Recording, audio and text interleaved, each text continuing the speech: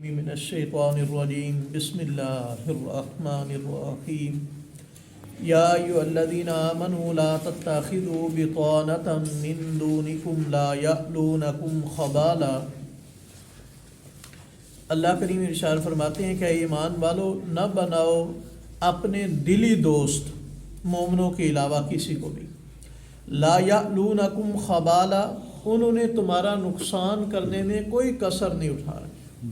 ودوا ما عنتم، وہ چاہتے ہیں کہ تمہیں دکھ پہنچے، تم مشکل میں رہو۔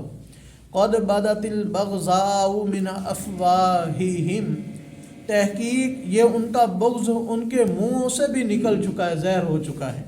وما تخفی صدورہم اکبر، اور جو کچھ ان کے سینوں نے چھپا رکھا ہے وہ تو کہیں زیادہ اس سے ہے، وہ بہت بڑا ہے۔ قد بینا لکم الآیات ان کنتم تعقلون، تحقیق ہم نے واضح کر دی تمہارے لیے آیتیں، بیان کر دی تمہارے لیے آیتیں، ان کنتم تعقلون، اگر تم سمجھو۔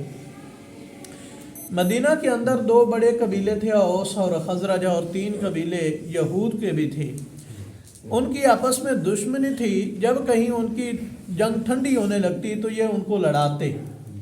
ان کی آپس میں جنگ کی وجہ سے ان کا اسلحہ بھی بکتا اور ان سے سود پر وہ پیسے بھی لیتے۔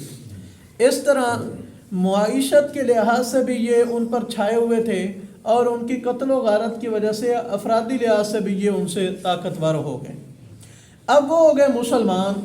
جب وہ دونوں قبیلے مسلمان ہوئے تو آپس میں ان کا اتفاق و اتحاد ہو گیا، وہ جنگ ساری ختم ہو گئی۔ اب یہ اندر سے جل بھن گئے کہ یہ کیا ہو گیا، اب تو ہماری معیشت بھی کمزور ہو جائے گی اور جو ہمارا اثر و رسوخ تھا وہ بھی ختم ہو جائے گا۔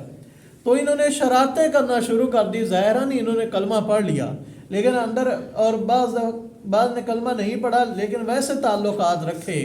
تو اللہ کریم نے مسلمانوں کو محتاط کر دیا کہ بے شک یہ تمہارے آس پاس رہیں، آگے پیچھے ہوں گے، لیکن دلی راز انہیں نہیں دینا، دل سے ان سے دوستی نہیں رکھنا، کیونکہ کئی دفعہ ان سے زبان سے وہ بغض اور دشمنی ظاہر ہو چکی ہے، اور جو کچھ ان کے اندر بغض ہے وہ تو کہیں زیادہ ہے۔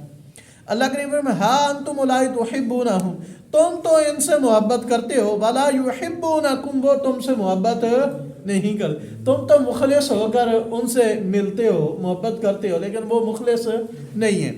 وَتُؤْمِنُونَ بِالْكِتَابِ كُلِّهِ، اور تم تو ساری کتاب پر ایمان رکھتے ہو، تورات کو مانتے ہو، انجیل کو مانتے ہو، اور قرآن پاک پر عمل کرنے کی کوشش کرتے ہو، اور وہ تو اپنی تورات پر بھی پورا عمل نہیں کرتے، تو تمہاری کتاب کو تو بالکل ہی نہیں مانتے۔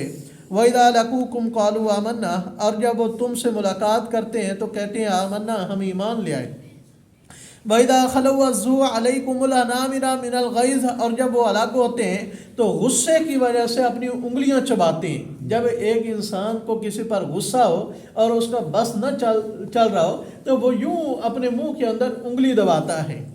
قُلْ مُوتُوا بِغَيْظِكُمْ، پیارے پیغمبر صلی اللہ علیہ وسلم انہیں کہہ دیجیے اپنے غصے میں ہی مر جاؤ۔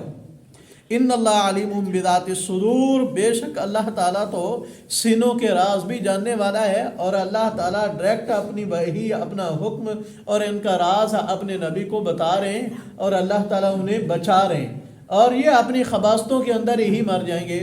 عمر بن خطاب رضی اللہ تعالیٰ کسی نے کہا دیکھو آپ نے اپنا محرر منشی رکھنا ہے، تو ہیرا کا رہنے والا ایک بندہ ہے، اس کا حافظہ بھی بہت زیادہ تیز ہے اور اس کی لکھائی بھی بڑی اچھی ہے، اسے اپنا منشی اور محرر رکھ لیں، آپ کو ضرورت ہے۔ انہوں نے کہا نہیں، یہ تو اللہ کی کتاب کے خلاف ہوگا۔